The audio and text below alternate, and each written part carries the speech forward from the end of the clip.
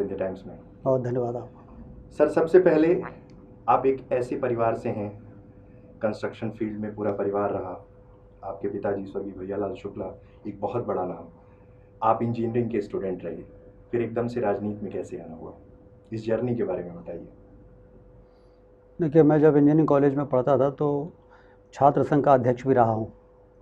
तो छात्र जीवन से ही राजनीति की ओर रुझान मेरा रहा है। और फिर कॉलेज से निकलने के बाद भी राजनीतिक गतिविधियों में हिस्सा लेना। शुरू में मैं युवक कांग्रेस में था, तो युवक कांग्रेस के प्लेटफॉर्म से भी लोगों से संबंध बनाए रखना और सक्रिय रहना। तो कुल मिला के छात्र जीवन से ही राजनीति में जो रुचि रही है, उससे राजनीति की दिशा में और राजनीति के क्षेत्र में मैं आगे बढ़ा। सर, कांग्रेस पार्टी से आपकी राजनीतिक यात्रा शुरू हुई। आपने बताया युवा कांग्रेस में आप थे, उसके बाद फिर आप बीजेपी में आ गए। ये शिफ्टिंग कैसे हुई? जब युवक कांग्रेस में 2-3 वर्ष राजनीति करने के बाद फिर मैंने राजनीति में सक्रियता काफ़ी कम हो जाने के कारण और पिताजी के व्यापार में हाथ बटाने के उद्देश्य से मैं राजनीति कांग्रेस से भी एक तरीके से थोड़ा दूर हो गया था। उस समय पटवा जी ने मुझे बुलवाया 1998 में, और मैं जब उनके बुलावे पे दिल्ली गया तो फिर वो ठाकरे जी के पास लेके मुझे गए और उन्होंने मुझे इंट्रोड्यूस कराया और ये कहा कि इनको भारतीय जनता पार्टी में शामिल करना चाहिए, इसलिए मैंने इनको बुलाया है। तो मैं मेंटली प्रिपेयर तो नहीं था, क्योंकि पटवा जी एक बड़े कद्दावर नेता थे। उन्होंने बुलाया तो मैं चला ज़रूर गया था, लेकिन भारतीय जनता पार्टी में शामिल हो जाऊंगा इस मानसिकता के साथ नहीं गया था। इसलिए मैंने उनसे कहा कि अटल जी प्रधानमंत्री बने, ये मैं भी चाहता हूं, क्योंकि उसमें अटल जी का प्रधानमंत्री के लिए प्रोजेक्शन हुआ था। और कुछ दिन प्रधानमंत्री रहने के बाद गलत मतलब जिस तरीके से उनको हटना पड़ा, उससे पूरे देश को पीड़ा थी और मुझे भी पीड़ा थी। 13 दिन में प्रधानमंत्री पद से जो तरीके से इस्तीफ़ा उनका हुआ, उसने देश के करोड़ों लोगों के दिलों को ठेस पहुंचाई थी और ऐसा लगता था कि अटल जी को और समय मिलना चाहिए। तो इसलिए मैंने कहा कि अटल जी प्रधानमंत्री बने, ये मैं चाहता हूं, और इसलिए मैं भारतीय जनता पार्टी में ज़रूर शामिल होऊंगा। लेकिन आज के बजाय जब आपके कैंडिडेट डिसाइड हो जाएं लोकसभा के, उसके बाद फिर जब चुनाव शुरू हो उस समय शामिल होंगे तो ज़्यादा बेहतर होगा। लेकिन ठाकरे जी ने कहा कि राजनीति, भारतीय जनता पार्टी एक मिशन है और आप जैसे युवाओं को भारतीय जनता पार्टी में आना चाहिए, और मैं चाहता हूं कि आप अभी शामिल हो जाएं, घोषणा फिर जब चुनाव का समय आएगा उस समय करेंगे। तो उनके आग्रह को मैं टाल नहीं सका और मैंने भारतीय जनता पार्टी वहीं पे ज्वाइन कर ली थी। मतलब अटल जी से प्रभावित होकर आप कांग्रेस के बाद फिर भारतीय जनता पार्टी में चले गए? स्वाभाविक रूप से। राजनीति में आप अपना गुरु किसे मानते हैं? राजनीति में वैसे तो ठाकरे जी, जैसा मैंने आपसे बताया कि जब ठाकरे जी से मेरी मुलाकात हुई तो उनका जो व्यक्तित्व था वो इतना प्रभावशाली था कि जैसा मैंने आपको बताया कि भारतीय जनता पार्टी में शामिल होने की मानसिकता लेके मैं नहीं गया था, लेकिन जब मैंने वहाँ का माहौल देखा तो मैंने निश्चय कर लिया कि भारतीय जनता पार्टी में शामिल होने के लिए कहा जा रहा है और इतने बड़े लोगों के द्वारा कहा जा रहा है, तो अब ना करना उचित नहीं है। और तो इसलिए उनसे प्रेरणा मुझे मिली, इसमें कोई दो राय नहीं है। और अटल जी एक आदर्श व्यक्ति थे, उनसे प्रभावित होकर मैंने ये देखा कि अटल जी ने जो लोकप्रियता राजनीति में रह के हासिल की है, तो गुरु के बजाय एक आदर्श व्यक्तित्व के रूप में मैंने उनको देखा और मुझे लगा कि भारतीय जनता पार्टी में ही काम करना बेहतर होगा। इससे देश की बेहतर सेवा, समाज की बेहतर सेवा हम कर सकेंगे। सर, 1998 में आप चुनाव लड़े, कम अंतर से आप वो चुनाव हार गए, लेकिन 2003, 2008, 2013 हर बार वोट परसेंट काफ़ी तेज़ी से बढ़ा। इसके पीछे का मूल कारण आपको क्या लगता है? 2098 का चुनाव हारने के बाद मैं शांत नहीं बैठा और लगातार लोगों से संपर्क चुनाव हारने के बाद से ही बना रहा। और 5 साल लगातार ग्रास रूट लेवल पे लोगों से मिलना और उनकी समस्याओं को समझना, सतत संपर्क, ये एक बहुत बड़ा कारण था कि 2003 के चुनाव में रिकॉर्ड वोटों से जीत हुई, लगभग 56,000 वोटों से जीत हुई। और 2003 के बाद फिर परफॉर्मेंस सामने एक मुद्दा होता है कि जनता ने आपको चुना है, तो उसके बाद आपने किया क्या है। तो रीवा की उस तमाम कमियां, पिछड़ापन को दूर करने के लिए जो मुद्दे थे, जो बहुत लंबे समय से लोगों के जहन में थे और लोग अपेक्षा करते थे कि चुना हुआ जनप्रतिनिधि इन समस्याओं का समाधान करेगा, तो उन मुद्दों पे पहले दिन से विधायक बनने के बाद ही मैंने काम करना शुरू किया। और काम आसान नहीं था, नहीं तो पहले भी हो जाते। काम कठिन था, लेकिन असंभव था नहीं, इसलिए जहाँ चाह होती वहाँ पे राह को निकलना पड़ता है। तो एक एक करके उन सारे कामों को जब ज़मीन पर उतारा तो 2008 में भी लोगों ने लगभग उतने ही वोट दिए जितना 2003 के चुनाव में दिए थे। और विकास, मुझे ऐसा लगता है कि 2008 में 2013 में जो जीत हुई है उसके पीछे रीवा में किए गए विकास के कार्य ही हैं।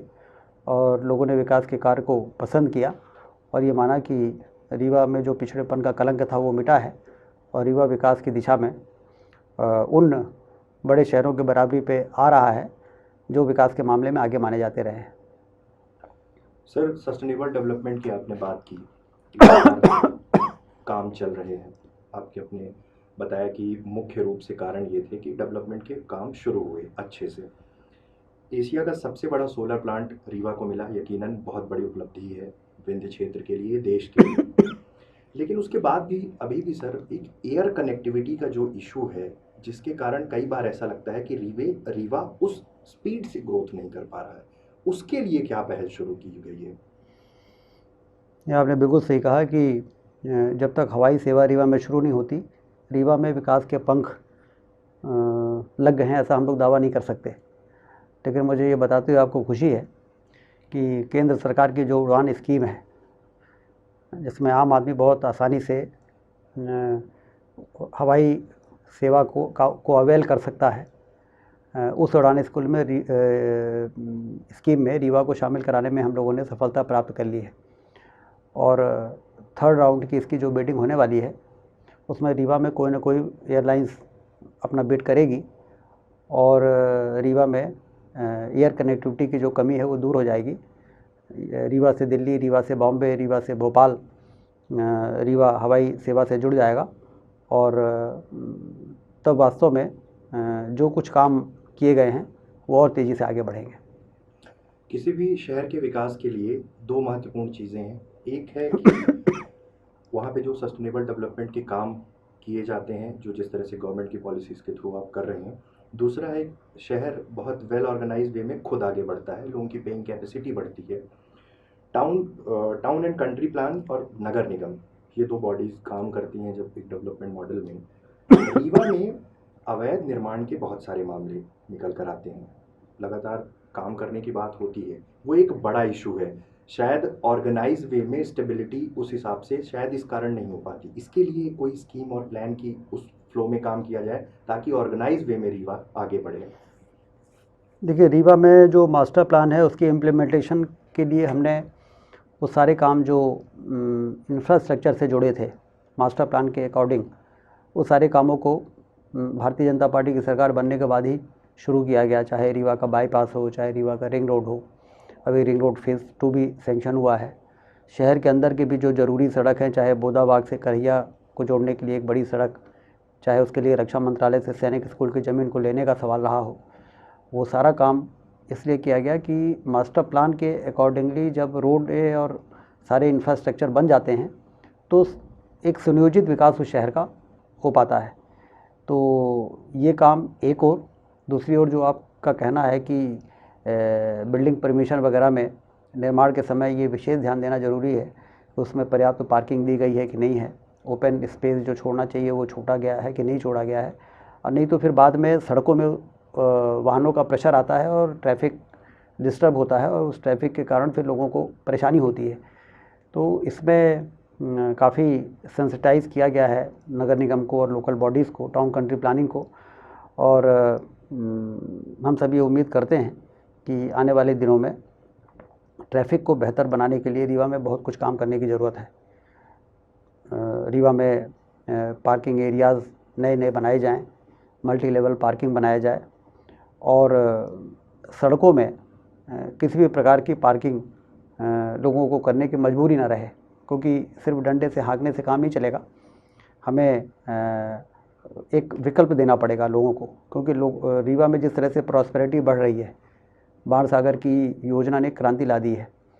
पिछले दिनों कैलाश विजयवर्गीय जी आए थे तो बता रहे थे कि मालवा में जितने ऑटोमोबाइल के सेल्स होते हैं उतने ही रीवा क्षेत्र में ऑटोमोबाइल और गाड़ियां बिकती हैं। तो इसका मतलब है कि यहाँ पर लोगों के जेब में पैसा आ रहा है। पैसा आ रहा है तो हमारे यहाँ के लोग 4 पहिए की गाड़ी पहले ख़रीदते हैं और उसका प्रेशर शहर में दिखाई दे रहा है। तो हमें पार्किंग में, ट्रैफिक में बहुत कुछ काम करने की ज़रूरत है, जिसके लिए हम एक और जहाँ फ्लाईओवर्स, जहाँ कहीं ज़रूरी है फ्लाईओवर्स भी बना रहे हैं, सड़कों को 4 लेन भी कर रहे हैं और चौड़ीकरण कर रहे हैं, और उसके साथ ही ये पार्किंग वगैरह की व्यवस्था और जो भी निर्माण हो, जैसा आपने बहुत ही अच्छा सवाल किया है कि जो भी निर्माण हो वो टाउन कंट्री प्लानिंग के नॉर्म्स का वायलेशन किसी प्रकार से ना हो, जिससे भविष्य में लोगों को परेशानी ना हो। सर, एक मुद्दा है रिडेंसिफिकेशन, पुनर्घनत्वीकरण। लगातार इस इशू पे कांग्रेस के जो कुछ बड़े नेता हैं रीवा में, वो काउंटर करते हैं। उनका कहना है कि कई बार नियम विरुद्ध, मतलब नियम के तहत नहीं, उसके बाहर जाके कुछ बिल्डर्स को ज़मीनें दी गई हैं रिडेंसिफिकेशन के नाम पे। ये एक इशू है जो कंटिन्यूसली उनके एलिगेशंस रहते हैं, लेकिन कुछ लोगों ने टेक्निकल नोट पे इस चीज़ पे बोला कि इस तरह से किया गया है। इस बारे में आप क्या कहना चाहेंगे? देखिए, आमतौर पे कोई भी कुछ बोले उसका जवाब तो मैं देता नहीं हूँ, लेकिन विधानसभा में नेता प्रतिपक्ष अजय सिंह जी ने ज़रूर इस मुद्दे को जब उठाया था तो मैंने सिलसिलेवार उसका जवाब दिया था, और उस जवाब से फिर उनके पास कुछ बोलने के लिए रह नहीं गया था। वहाँ पे ब्यूरोक्रेट्स थे, वहाँ पे पत्रकार थे और पूरा हाउस था, और उसमें ये साफ साबित हो गया था कि आधारहीन आरोप लगाए गए हैं, जिसका बहुत ही सटीक जवाब दिया गया है।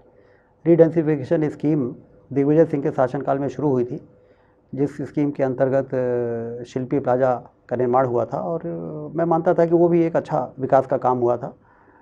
उसी स्कीम को हम लोगों ने आगे बढ़ाया, और इस स्कीम में कोई किसी को ना तो प्रोजेक्ट दे सकता है, ना ज़मीन दे सकता है।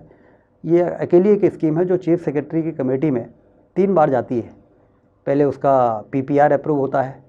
पीपीआर जो कलेक्टर की अध्यक्षता वाली कमेटी है वो पीपीआर बनाती है, प्रिलिमिनरी प्रोजेक्ट रिपोर्ट। उसके बाद वो कलेक्टर के माध्यम से चीफ सेक्रेटरी के यहाँ जाता है, पीपीआर अप्रूव होता है। जब वो पीपीआर अप्रूव हो जाता है तो फिर डीपीआर के लिए गो अहेड हो जाता है। फिर डीपीआर बनता है। डीपीआर बनने के बाद डीपीआर जाता है, वो भी चीफ सेक्रेटरी के कमेटी में, जिसमें कि कई विभागों के प्रमुख सचिव होते हैं, उस अधिकार समिति में जाता है। वहाँ पे डीपीआर अप्रूव होता है।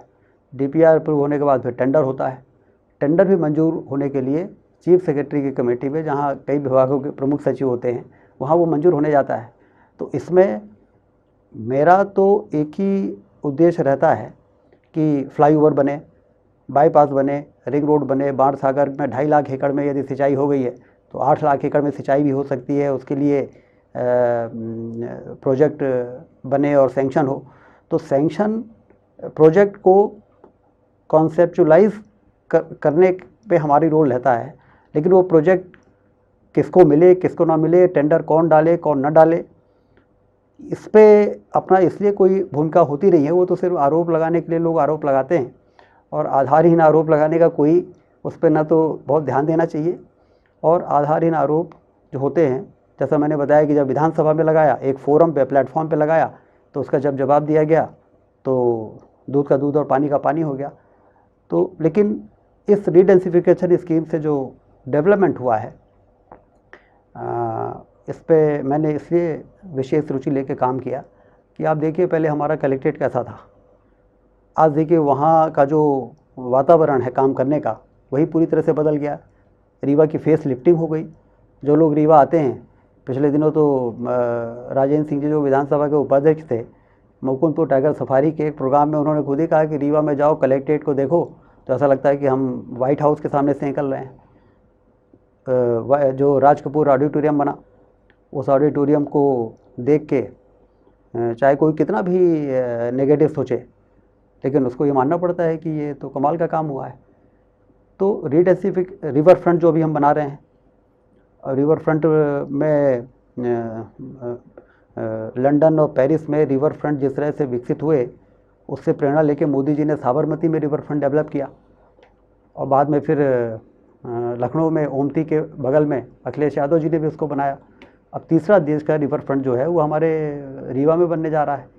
ये सारी चीज़ें जब बनेगी, कलेक्टेड बनने के बाद जो फीलिंग लोगों के अंदर है, राज कपूर ऑडिटोरियम बनने के बाद जो खुशी लोगों के अंदर देखने को मिलती है, चेहरे से साफ जाहिर होता है, इससे भी ज़्यादा जब रिवर फ्रंट बनेगा विक्रम पुल से लेकर राजघाट तक, तो लोग देखेंगे कि कमाल का काम हो गया है। तो प्रोजेक्ट रीवा में आना चाहिए, पैसा रीवा में खर्च होना चाहिए, और उसकी जो प्रक्रिया है, उस प्रक्रिया में मैंने आपको बताया कि चीफ सेक्रेटरी की कमेटी में 3 बार कोई विषय यदि जाता है तो उसमें कोई कैसे कोई गड़बड़ी कर सकता है।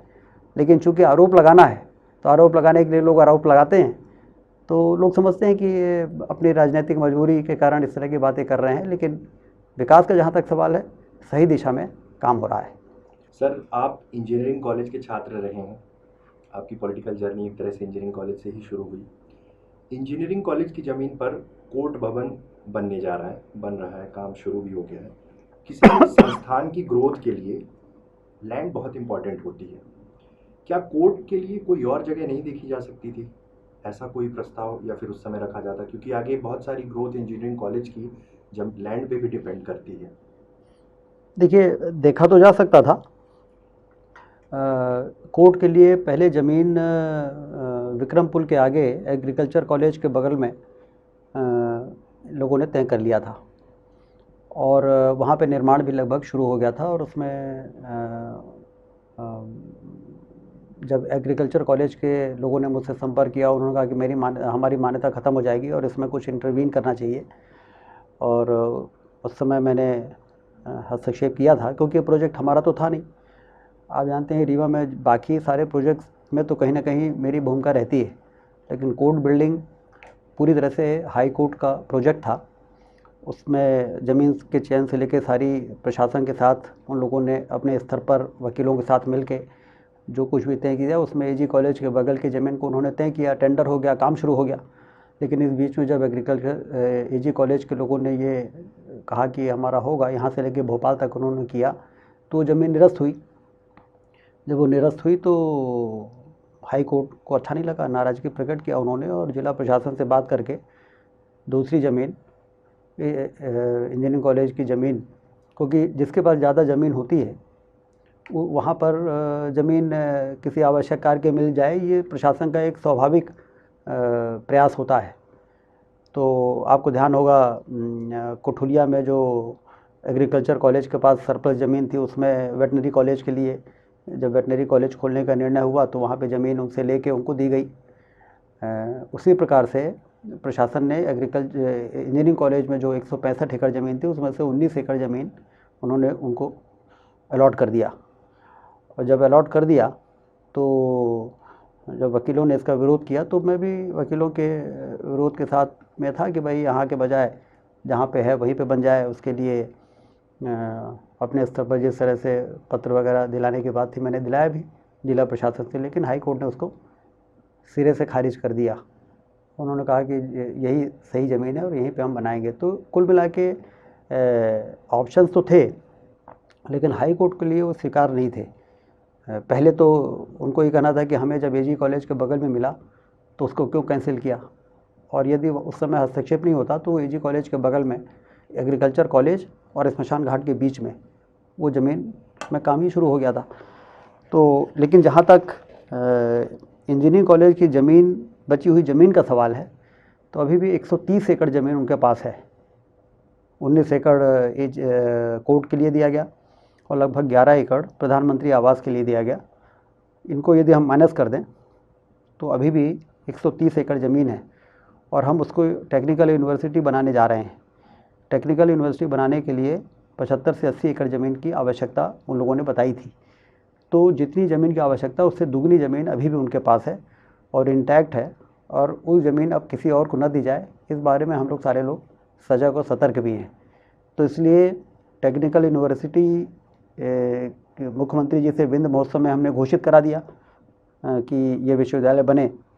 तो आने वाले दिनों में तो उसको बनना ही है, ज़मीन की कमी के कारण वो नहीं बन पाया ऐसा नहीं है। लेकिन जहाँ तक कोर्ट का सवाल है, आपका सवाल है, उसमें मेरा स्पष्ट रूप से यही कहना है, और वकीलों का भी भ्रम अब ये दूर हो गया है कि ये हाई कोर्ट का ही प्रोजेक्ट है। हाई कोर्ट के मंशा के बिना इसके स्थान को परिवर्तन नहीं किया जा सकता है।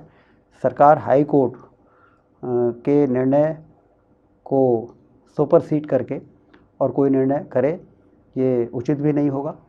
तो इस प्रकार से ये मामला भी इस स्थिति में पहुंचा है।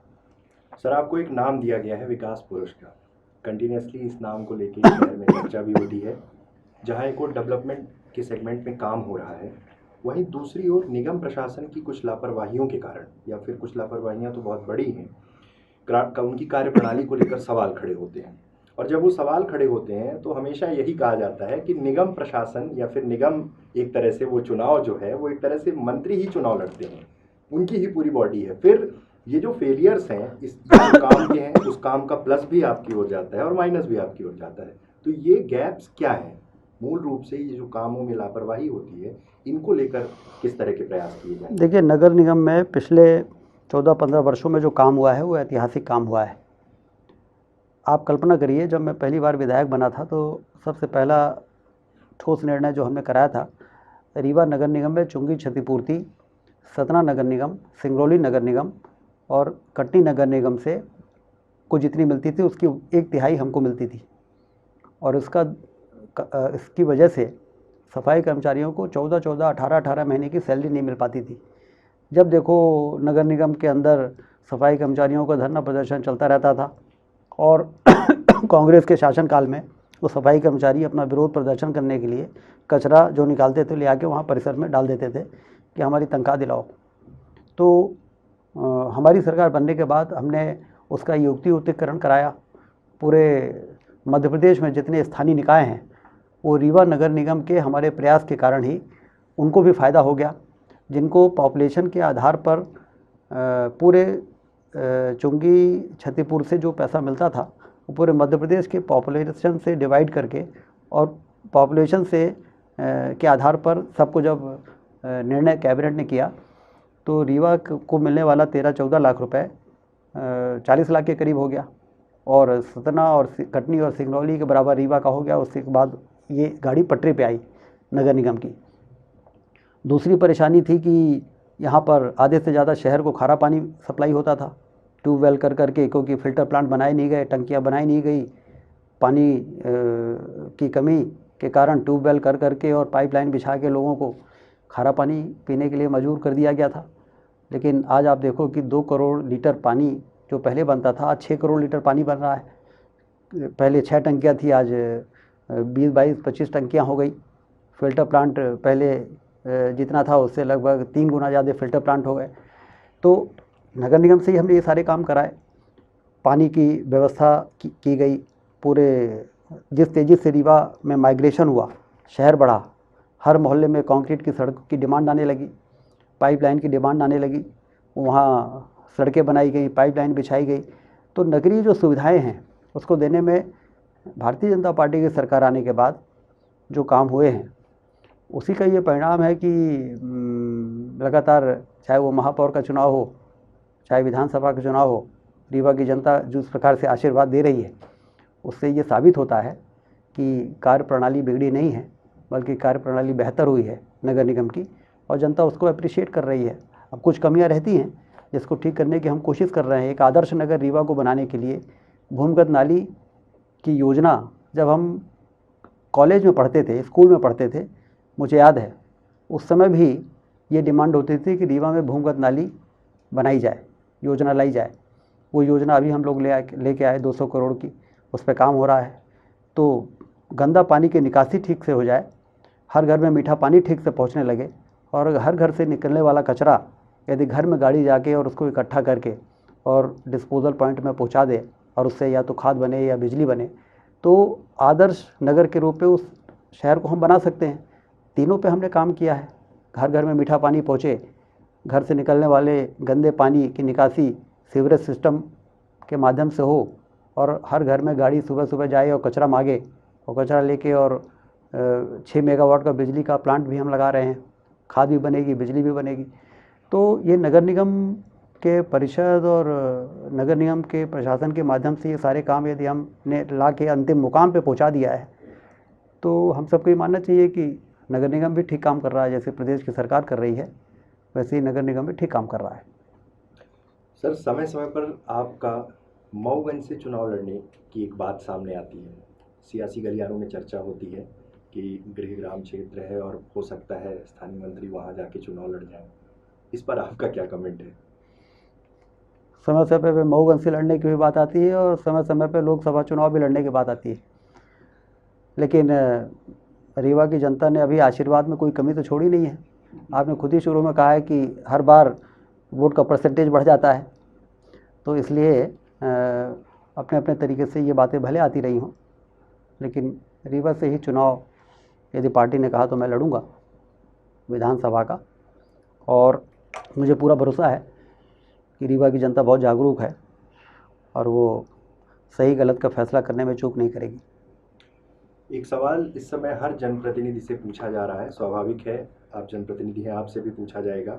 एट्रोसिटी एक्ट को लेकर राजनीतिक दलों का बड़े व्यापक स्तर पर विरोध हो रहा, हर पार्टी पे, हर पॉलिटिकल लीडर पे। इस पे आपका क्या कहना है? देखिए, ये कानून तो पहले से चला आ रहा है। 89 से जब कांग्रेस राजीव गांधी जी थे तब से ये कानून बना और लगातार चला आ रहा है। बीच में जो सुप्रीम कोर्ट के ऑर्डर के बाद जो संशोधन हुआ है, संशोधन में पुराने एक्ट को जिस तरीके से बहाल किया गया, उससे लोगों में काफ़ी रोष फैला। सुप्रीम कोर्ट का जब निर्णय आया उसके बाद भी रोष SC/ST वर्ग में आया। अप्रैल में उनका विरोध प्रदर्शन हुआ। बाद में जब संशोधन हुआ तो जो हमारे अगड़ी जाति और सवर्ण वर्ग हैं उनके मन में ये हुआ कि भाई गिरफ्तारी बिना जांच के होना सही नहीं है। सुप्रीम कोर्ट का निर्णय सही था। इसका कोई ना कोई रास्ता बेहतर केंद्र और राज्य सरकार निकालेगी, हम सबको उम्मीद थी। और आज मुख्यमंत्री जी ने ट्वीट करके ही कहा है कि SC/ST कानून का दुरुपयोग किसी भी कीमत पे हम होने नहीं देंगे और जांच के पहले गिरफ्तारी भी हम होने नहीं देंगे। तो कुल मिला के अब ये स्थिति काफ़ी स्पष्ट हो गई है जब प्रदेश के मुखिया के द्वारा ही ये कहा जा रहा है कि न तो किसी के साथ अन्याय होने देंगे और न किसी कानून का हम दुरुपयोग होने देंगे। मुझे लगता है कि लोगों को उनके इस स्टेटमेंट के बाद काफ़ी संतोष का अनुभव होगा। मध्य प्रदेश के मुख्यमंत्री शिवराज सिंह चौहान जन आशीर्वाद यात्रा पे निकले हैं। पिछले दिनों चुराहट में जो घटना हुई उसके बाद से लगातार प्रदेश अध्यक्ष राकेश सिंह आए थे, उन्होंने भी कहा कि ये कांग्रेसियों की साजिश है। और जिस तरह का पूरा घटनाक्रम था, पत्थर मारने का या फिर जो भी, कांग्रेस का कहना है कि नेता प्रतिपक्ष ने भी कहा कि इसमें बीजेपी राजनीति कर रही है। ये पूरा इवेंट जिस तरह से किया गया या फिर जो भी हुआ, प्रोपोगेट हुआ या फिर जिसने भी किया, उसका क्या असर आप देखते हैं? क्योंकि उसके बाद से फिर थोड़ा ऐसा लगा जैसे कि पार्टी डिफेंस में आकर और मूवमेंट को स्लो करना चाहती है या फिर उस इशू पे बात नहीं करना चाहती, या फिर वो प्रोग्राम थोड़ा धीरे किया गया। उसके पीछे ऐसा कोई कारण? कौन सा प्रोग्राम धीमे किया गया? जैसे जन आशीर्वाद का कार्यक्रम तो चल रहा, लेकिन उसके बाद ऐसा प्रस्तावित था कि विंध्य क्षेत्र में फिर से रीवा तरफ आने का है प्रोग्राम, लेकिन फिर उज्जैन और बाकी जगह कर दिया गया। नहीं, देखिए, जन आशीर्वाद यात्रा में मुख्यमंत्री जी को पूरे 230 विधानसभा में जाना है। ठीक है। कहीं पहले जाएंगे, कहीं बाद में जाएंगे। और बीच में अटल जी के स्वर्गवास के बाद कार्यक्रम में थोड़ा परिवर्तन हुआ था और इसीलिए अब हम लोग ये उम्मीद करते हैं कि ये 25 तारीख को जो कार्यकर्ता महाकुंभ है भोपाल में, जिसमें प्रधानमंत्री जी और अमित शाह जी आ रहे हैं, राष्ट्रीय अध्यक्ष जी, तो उसके बाद रीवा का जन आशीर्वाद यात्रा का कार्यक्रम होगा। जहाँ तक चोरहट में हुई घटना की बात है तो उसमें सभी ने इसकी निंदा की है। लोकतंत्र में चाहे किसी भी राजनीतिक दल का कोई भी नेता अपने कार्यक्रम करे तो उसमें इस प्रकार के पत्थरबाजी करना और इस प्रकार के हरकत करना तो कोई भी पसंद नहीं करेगा, और इसीलिए कांग्रेस के नेताओं ने भी इसकी निंदा की है। लेकिन कहीं न कहीं जब लोग मैच्योरिटी का परिचय नहीं देते हैं तो कार्यकर्ता फिर गलत रास्ता पकड़ लेते हैं। तो ये नेता का दायित्व है कि अपने कार्यकर्ताओं को वो नियंत्रित करें। घटना हो जाए उसके बाद निंदा करना अलग बात है, लेकिन आपके क्षेत्र में इस प्रकार की घटना ना हो और कम से कम आपसे जुड़े लोग इस प्रकार की हरकतें ना करें, ये भी समय रहते इसके लिए तैयारी होनी चाहिए, सजगता होनी चाहिए। और इसलिए मुख्यमंत्री जी ने उस दिन सभा में उनको वो सारे परंपराओं को याद दिलाया। यहाँ तक कि अर्जुन सिंह जी का भी उन्होंने उल्लेख किया कि किस तरीके से उनके राजनीतिक आचरण और व्यवहार रहते थे और कितना अन्य दलों के लोगों के साथ भी। चुनाव एक फेयर तरीके से लड़ाई होनी चाहिए, निर्णय तो जनता को करना है। हम किसी को कटु बात कहेंगे और कटु हरकतें करेंगे, उससे कोई जनता प्रभावित तो होती नहीं है। जनता तो कई मानदंडों पे, कसौटी पे नेता को कसती है और उसके बाद वो निर्णय करती है। तो अल्टीमेटली हम सबको अपना प्रयास करना चाहिए, लेकिन निर्णय तो जनता के हाथ में। हम जनता को दबाव देके और कोई निर्णय तो करा नहीं सकते हैं। इसलिए इस घटना की चारों ओर से निंदा हुई है। लेकिन जहाँ तक मुख्यमंत्री जी के जन आशीर्वाद यात्रा का सवाल है, मैं तो उनके साथ 2008 की यात्रा में भी था। 2013 में अटल ज्योति अभियान जब हम लोगों ने 24 घंटा बिजली लागू किया तो लगभग पूरे 51 जिलों में मैंने उनके साथ मंच को शेयर किया था, क्योंकि ऊर्जा विभाग मेरे पास ही था। जो समर्थन 2013 के चुनाव में मैंने देखा, उससे लगभग दुगना समर्थन मैं 2018 के जन आशीर्वाद यात्रा में देख रहा हूँ। इससे आप अंदाज़ लगा सकते हैं कि मध्य प्रदेश की सरकार के द्वारा किए गए विकास के कार्य, मैं तो कहूँगा विकास की पराकाष्ठा की है मध्य प्रदेश की सरकार ने। चाहे वो सड़क हो, चाहे वो बिजली हो, चाहे वो सिंचाई हो, चाहे वो पानी हो, चाहे वो शिक्षा हो, चाहे स्वास्थ्य हो। 6 मेडिकल कॉलेज की जगह आज यदि 16 मेडिकल कॉलेज मध्य प्रदेश की धरती पर खुल के और शुरू हो रहे हैं, तो ये कोई आसान काम नहीं है। बातें करना अलग बात है, लेकिन विज़न को धरती पर उतार देना और उसको क्रियान्वित कर देना, भूमि पूजन से लेकर लोकार्पण तक, और वो जनता को सुविधाएं मुहैया करा देना, ये आसान काम नहीं होता। इसके लिए बहुत ही स्ट्रॉन्ग पॉलिटिकल विल की ज़रूरत होती है, बहुत ही ज़बरदस्त एडमिनिस्ट्रेटिव पकड़ की ज़रूरत होती है, तब जाके इस प्रकार के काम धरती पर उतर पाते हैं। नहीं तो बाणसागर योजना को आप देखिए, सरकारें तो पहले भी थी। 1978 में भूमि पूजन हो गया था, लेकिन बाणसागर का बांध भारतीय जनता पार्टी की सरकार बनने के बाद ही क्यों पूरा हो पाया। 2003 से लेकर 2007 तक जब तक उसका लोकार्पण नहीं हुआ, हम लोग चैन से नहीं बैठे। शायद कोई भी दिन ऐसा नहीं रहा होगा जिस दिन हम लोगों ने बाणसागर की योजना की मॉनिटरिंग नहीं की। कितना बना, कितना बचा, पैसा है कि नहीं, कहाँ से आएगा पैसा। मुख्यमंत्री जी ने से हर 15 दिन में उसकी हमने मॉनिटरिंग कराई प्रदेश स्तर पर, और तब जाके 2007 में उसको लोकार्पण करके आज 2.5 लाख एकड़ में रीवा में जो सिंचाई हो रही है, उसने तस्वीर बदल दी है पूरे ज़िले की। तो विकास के जिस प्रकार से काम हुए, और संबल योजना जिसमें एक तरीके से यदि आप देखें तो गरीबी को आधार बना के इस योजना को जिस प्रकार से लागू किया गया है, 7.5 करोड़ वाले मध्य प्रदेश में जनसंख्या वाले 2 करोड़ 14 लाख ऐसे लोग जो गरीब हैं। 2.5 एकड़ से कम के किसान को भी हम यही मानते हैं कि वो बहुत संपन्न नहीं है। 2.5 एकड़ से कम के किसान, और अब उसको 5 एकड़ कर दिया, जिसमें कि ज़्यादातर लोग गरीबी के आधार पर, जो आरक्षण की बात होती है ना कि आर्थिक आधार पर आरक्षण हो, संविधान में संशोधन किए बिना मुख्यमंत्री जी ने गरीबी और आर्थिक आधार के आधार पर इतने बड़े समाज को, एक तबके को इस योजना के अंदर ला के उनके बच्चों को पढ़ाई के लिए सरकार मदद करेगी, उनके परिवार के लोगों को इलाज के लिए सरकार मदद करेगी, भूमिहीन है तो उनको पट्टा देगी, बिजली का ज़्यादा बिल का बोझ उनके ऊपर ना आए इसकी व्यवस्था करेगी। प्रसूति सहायता में 3 महीने 4 महीने वो महिला घर में आराम कर सके, बच्चे को देख सके, अपने की देखभाल कर सके, इसके लिए 4,000 रुपये भी 12,000 रुपये 16,000 उनको मिलेगा। दुर्घटना में मृत्यु हो जाती है तो लोग भटकते हैं दर दर की, कोई 10,000 मदद कर दे तो कोई 20,000 कर दे।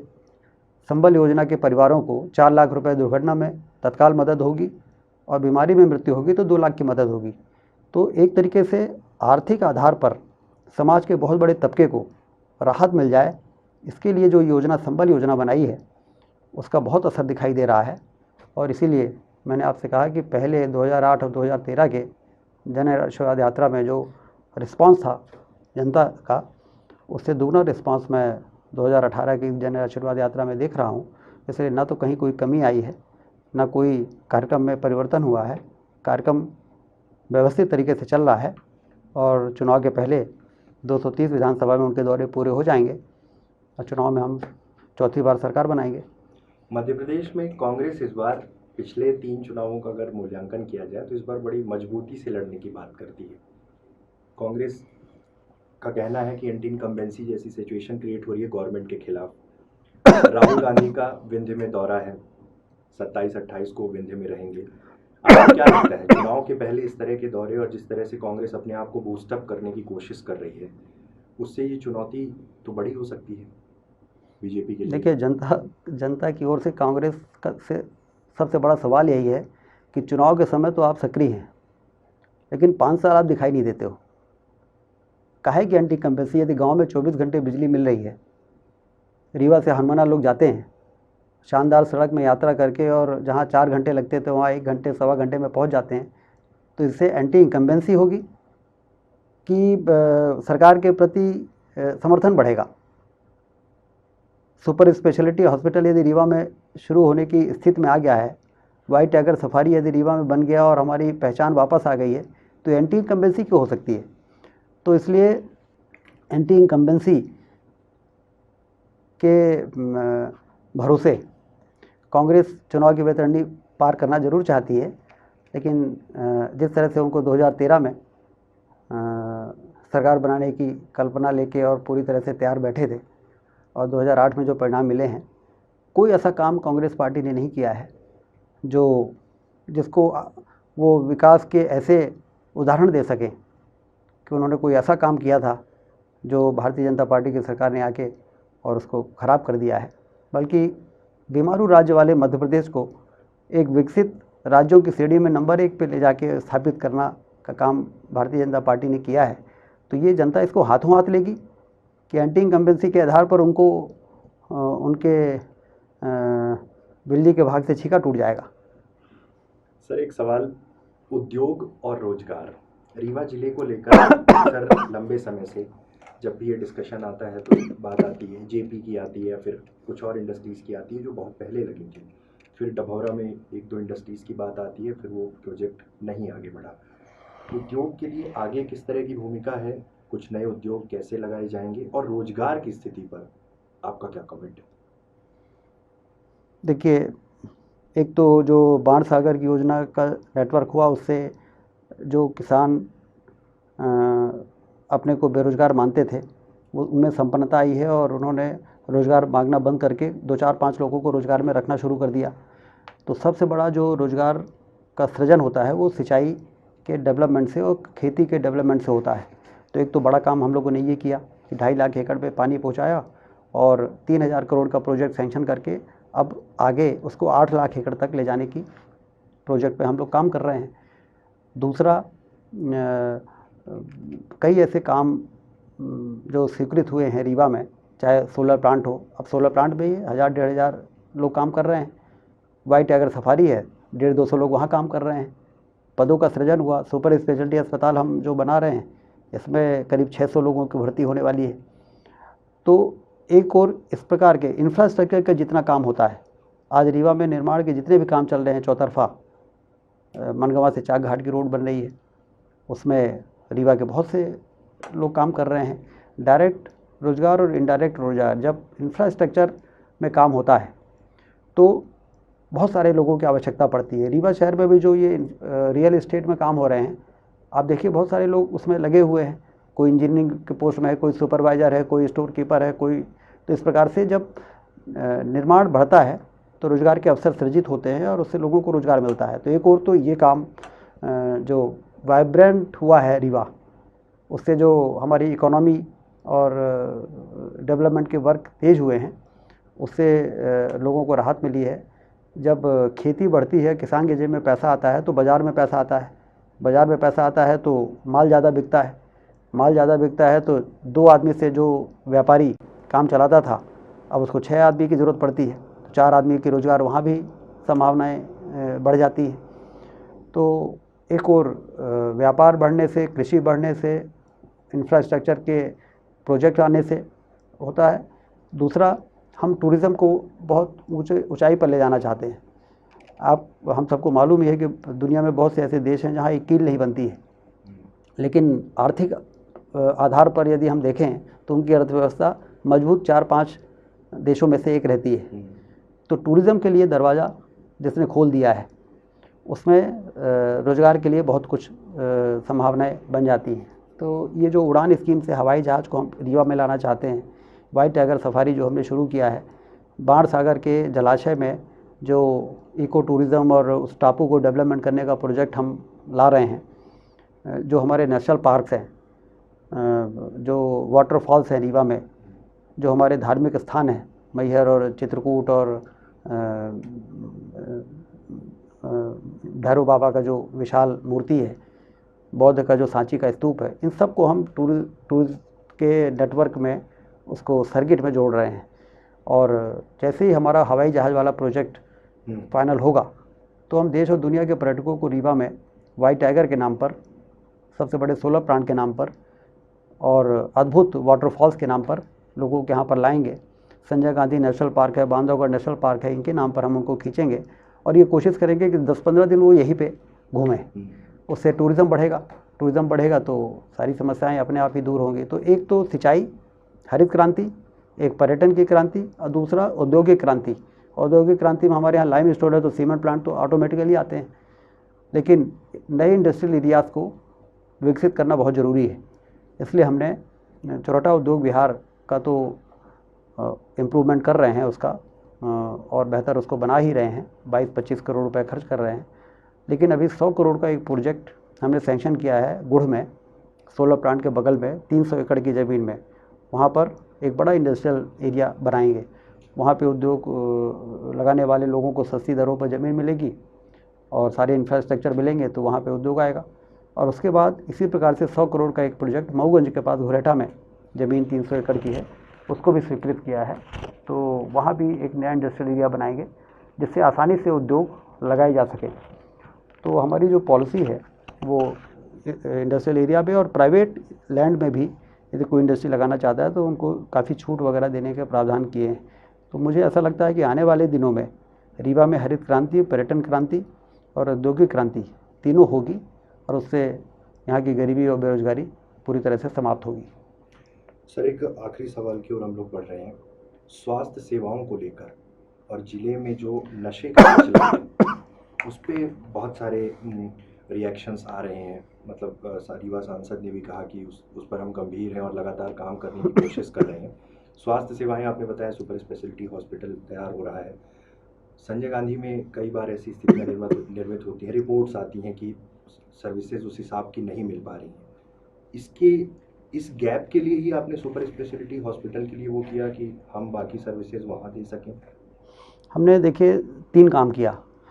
जब हमारी सरकार बनी थी उस समय तक रीवा में जिला अस्पताल नहीं था, इसलिए जो संजय गांधी हॉस्पिटल है और जीएमएच है, इन दोनों में रेफरल हॉस्पिटल थे ये, जहाँ पर गंभीर रोगों के इलाज के लिए अस्पताल था। लेकिन इसमें खांसी, सर्दी और जुकाम वाले मरीज भी उनका प्रेशर बना रहता था क्योंकि जिला अस्पताल नहीं था।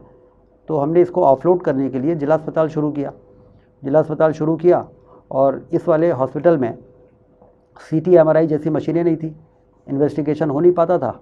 कोई भी पहुंचा तो चूँकि ये मशीनें नहीं होने के कारण वो जबलपुर और इलाहाबाद रेफ़र कर दिया जाता था। बहुत से लोग रास्ते में ही दम तोड़ देते थे।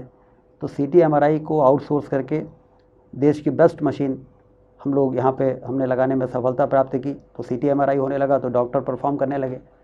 और एक कोबाल्ट यूनिट थी यहाँ पर जो आने के बाद कभी चली नहीं, बंद पड़ी थी। तो उसको शुरू करने के लिए पीपीपी मोड पे उसको भी हम लोगों ने आउटसोर्स किया और प्राइवेट एजेंसी के द्वारा 1.25 करोड़ 1.5 करोड़ रुपए खर्च करके उस मशीन को शुरू कर दिया। अब उसमें रेडिएशन हो रहा है, कीमोथेरेपी हो रही है और एक पूरा वार्ड जो है कैंसर का जो है वो शुरू हो गया। तो जिला अस्पताल बना। मेडिकल कॉलेज को जो कमियां थी मशीनों के साथ साथ यहाँ पर नर्सेस की कमी थी, डॉक्टर्स की कमी थी। डॉक्टरों की भर्ती हुई, नर्सेस की भर्ती हुई, वार्ड बॉय की अभी भी कमी है, उस पोस्ट को चूँकि स्वीकृत नहीं है, लेकिन जो स्वीकृत पद थे भरे नहीं जाते थे, उनको भरने का काम हम लोगों ने किया। और फिर यहाँ से गंभीर रोगों के इलाज के लिए लोग दिल्ली, बॉम्बे और नागपुर न जाएं, इसके लिए सुपर स्पेशलिटी हॉस्पिटल की आवश्यकता थी, तो वो भी हम लोगों ने स्वीकृत करके और उसको काम को पूरा लगभग कर दिया है। तो कुल मिला के अब हर स्टेज में, हर लेवल की जो मेडिकल फैसिलिटी किसी भी शहर के लिए, महानगर के लिए ज़रूरी है, वो रीवा को उपलब्ध हो गई है। तो इसलिए हेल्थ सर्विसेज के मामले में अब आप ये भरोसा कर सकते हैं कि यहाँ के लोग बाहर इलाज कराने नहीं जाएंगे, बल्कि अगल बगल के बाहर के लोग रीवा उसी तरह से इलाज कराने आएंगे जैसे नागपुर जाते हैं। ठीक है। अगले चुनाव में या फिर अब तक की पॉलिटिकल जो जर्नी है, पॉलिटिकल विज़न क्या है, किस चीज़ को लेकर आप आगे बढ़ रहे हैं, और अगले विधानसभा चुनाव में क्या होगा वो विज़न आपका? देखिए, हमारा तो एक ही एजेंडा है, विकास का। विकास होता है तो समाज के हर तबके को उसके फ्रूट्स खाने को मिलते हैं। पिछड़ापन था, इसलिए मन में एक कसक थी कि रीवा संभागीय मुख्यालय है और बाहर से कोई आता है तो कहता है ये तहसील की तरह भी नहीं दिखता है। लेकिन अब ये संतोष है कि लोग बाहर से आते हैं और कहते हैं कि इतना डेवलपमेंट जिस तरीके से हुआ है, यदि यही जारी रहेगा 2-4-5 साल, तो ये इंदौर, भोपाल की बराबरी में पहुंच जाएगा। ऐसा हम नहीं कहते, अब वो लोग कहते हैं जो किसी समय में रीवा को कहते थे कि तहसील की तरह भी नहीं दिखता, इतना पिछड़ा है। तो इसलिए हमारे लिए संतोष की बात है कि 15 साल जनता ने जो हमें दिए थे, हमने उसका सदुपयोग किया है। एक एक दिन का, एक एक क्षण का हमने इस क्षेत्र के डेवलपमेंट के लिए उपयोग किया है। सत्ता का हमने सदुपयोग किया है और स्थितियां इस लेवल पर लाके खड़ी हुई हैं। लेकिन अभी बहुत कुछ करना बाकी है। आपने पॉलिटिकल विज़न की बात कही है, तो अब रीवा में चूँकि इंफ्रास्ट्रक्चर बन गया और सिंचाई का नेटवर्क बन गया, लेकिन रीवा में अभी शहर का जहाँ तक सवाल है, सफाई के मामले में हमें इंदौर को पीछे करना है। यदि देश में सबसे साफ़ सुथरा शहर इंदौर है, तो उसको पीछे करना अपना टारगेट है कि नंबर 1 का शहर रीवा बने। और यदि गार्डन सिटी बेंगलोर है देश की, तो गार्डन्स के मामले में बेंगलोर को पीछे करना है। ये अपना पॉलिटिकल विज़न है। और पार्किंग और ट्रैफिक के मामले में भी काम करने की रीवा में ज़रूरत है। तो आने वाले समय में हम सारे लोग, जनता का आशीर्वाद मिलेगा तो ये काम करेंगे। बाकी जो डेवलपमेंट के काम हो गए हैं, वो अब गाड़ी चल पड़ी है, वो पीछे मुड़ के रुकने वाली नहीं है। अब ये ले जाके रीवा को उस मुकाम पर पहुंचा के ही रुकेगी, जिस मुकाम पर पहुंचने के बाद हम लोग ये दावा करेंगे कि अब रीवा ज़िला और रीवा शहर सिर्फ मध्य प्रदेश का ही सबसे बेहतर ज़िला और शहर नहीं है, देश का सबसे बेहतर और ज़िला और शहर है। बहुत बहुत धन्यवाद सर। पॉलिटिकल विज़न स्पष्ट है, रीवा का डेवलपमेंट, रीवा को वैश्विक पटल पर ले जाना। बड़ी बेबाकी से मंत्री जी ने अपनी बात रखी विकास के एजेंडे पर, कांग्रेस की रणनीतियों पर और आगे आने वाले चुनाव पर। बहुत बहुत धन्यवाद सर। और धन्यवाद।